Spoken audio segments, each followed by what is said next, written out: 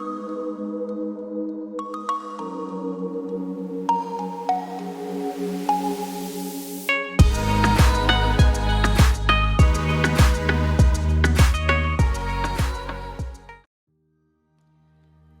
mes belles lumières, j'espère que vous allez bien, c'est Christine L'Amour en Soi. On se retrouve pour la présentation de cet oracle qui est l'oracle de la Bible.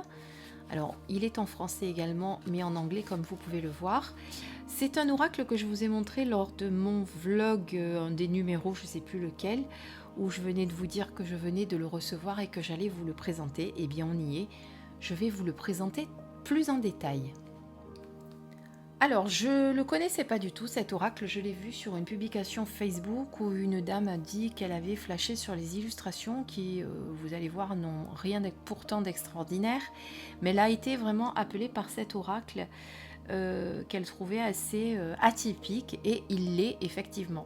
Donc je l'ai acheté d'occasion, puisque vous pouvez le voir, la boîte est dans son jus, elle a vécu, hein, puisque c'est un jeu qui a été édité en 1986 et qu'il n'est plus édité, donc vous allez pouvoir le retrouver d'occasion.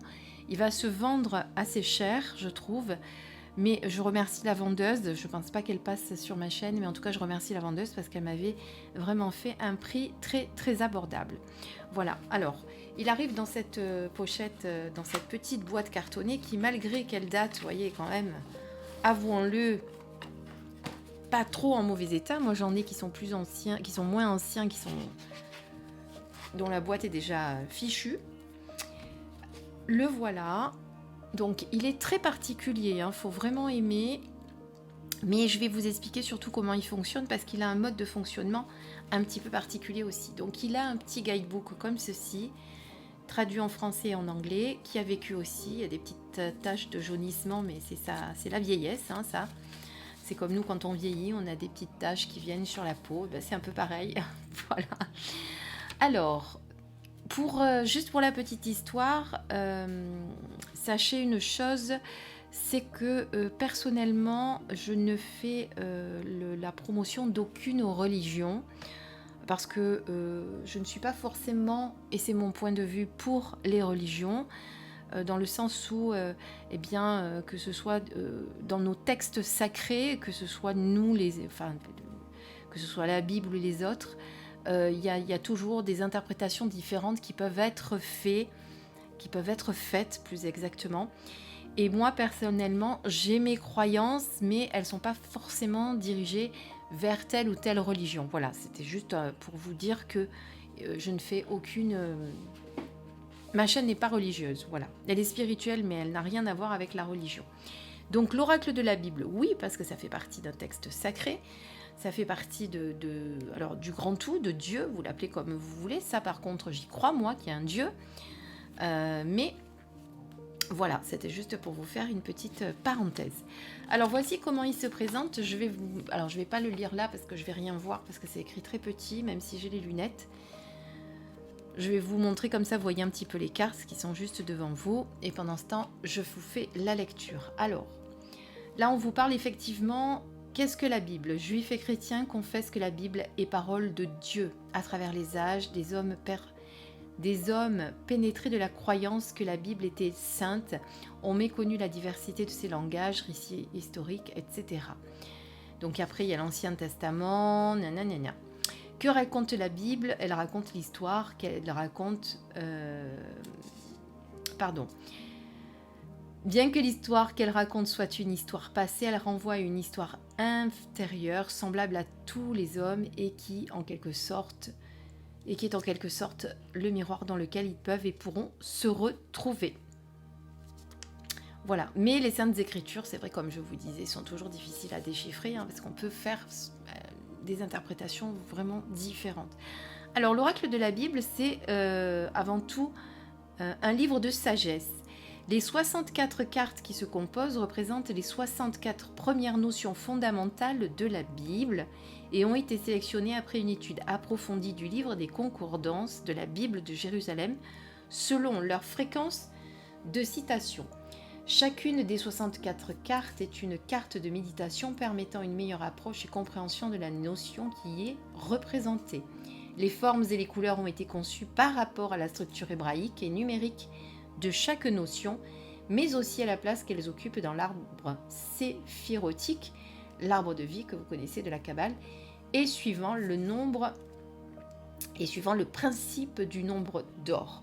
Au-dessus de chacune des cartes est inscrit le mot Bereshit, premier mot de la Bible, est traduit par au commencement. Ça veut dire au commencement. Chacun de ces 6 idéogrammes, ce sont des idéogrammes que vous voyez, qui le composent, comporte en lui les forces fondamentales et les énergies vitales. Il a été inscrit 9 fois sur une trame progressant en ligne de façon à créer un effet cinétique. Donc il y a 9 lignes de 6 idéogrammes. Avant chaque consultation, donc, il est recommandé de fixer l'envers des cartes, donc le dos, et de se libérer entièrement de tout élément autre que ceux de la relation et de la résonance que vous allez avoir avec la Bible. Voilà, donc avant chaque tirage, vous allez regarder les idéogrammes et vous laisser, on va dire, imprégner totalement de ces écritures. Alors évidemment, ce jeu peut être utilisé par tout le monde, hein. Il suffit simplement d'être dans le respect, ils disent, et comme ce n'est pas un jeu ordinaire mais un jeu de sagesse, il convient de l'utiliser dans le calme et la réflexion. Mais comme tous les oracles, je vous dirai. Alors, pour lire et comprendre ces cartes, il est nécessaire avant tout de s'en inspirer, d'être en état de paix intérieure et de s'alléger de tout contexte inutile et de ne voir en elles et non pas une mancie quelconque, mais un chemin de lumière pouvant aider à mieux comprendre sa propre vie et de prendre ainsi des directions salutaires en permettant à l'être solaire que chacun porte en lui de s'épanouir et d'accomplir sa destinée. Donc après, il vous explique comment, l'auteur bien sûr, il vous explique comment poser votre question. Il vous donne des exemples de tirage avec une méthode. Là, après, vous avez la méthode du tirage de l'étoile de David avec des exemples concrets également. Et ensuite, vous avez donc le numéro de la carte avec le nom de la carte et les mots-clés. Il n'y a que des mots-clés, il n'y a rien d'autre. Par contre, vous en avez beaucoup pour certains et ensuite pour certains où vous en avez moins, vous pouvez faire appel à votre, on va dire, intuition et laisser venir ce qui va venir en fonction, bien évidemment, du mot-clé qu'il y a sur la carte. Voilà, et vous avez donc ceci pour toutes les cartes. Alors là, j'ai fait une petite correction parce qu'en fait, la carte maintenant n'existe pas, mais c'est la carte présent. Ça a été inversé tout simplement, puis il y en a une deuxième comme ça aussi, je ne sais plus laquelle. Ah oui, découverte, c'est pas trouvé, mais c'est découverte la carte, et en fait, trouver fait partie des mots-clés. Voilà, et vous avez donc 64 cartes, hein, comme je vous ai dit tout à l'heure. Et ici, vous avez une liste des notions par ordre de fréquence de citation.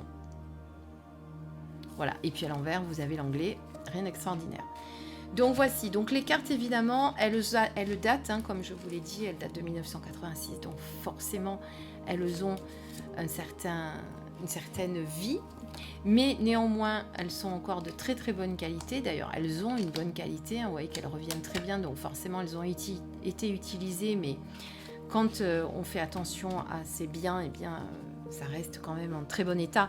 Après, forcément, il y a une petite usure sur les couleurs, on va dire, mais bon, ça reste normal, et encore, c'est pas sur toutes, hein.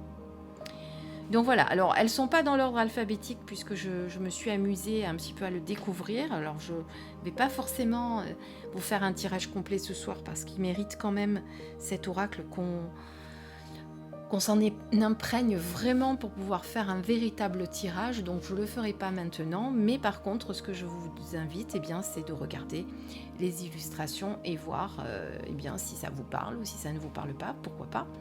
Vous allez me dire ça tout de suite en commentaire, j'espère.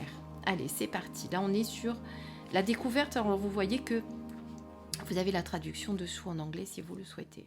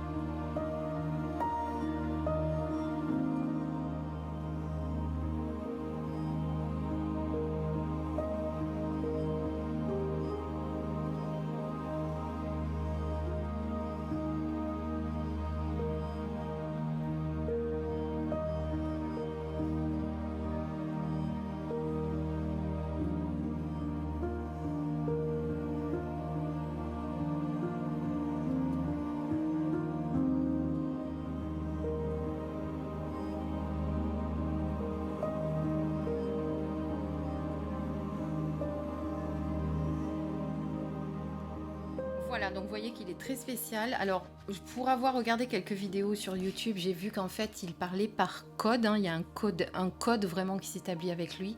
Donc, vous pouvez aller voir si vous le souhaitez les vidéos qui sont sur YouTube, hein. Vous tapez Oracle de la Bible et vous trouverez d'autres vidéos différentes de la mienne.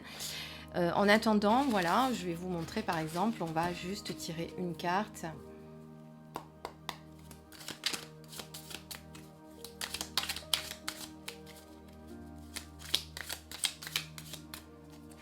Et je vais vous donner les mots-clés comme je vous ai dit. Voilà, animal par exemple.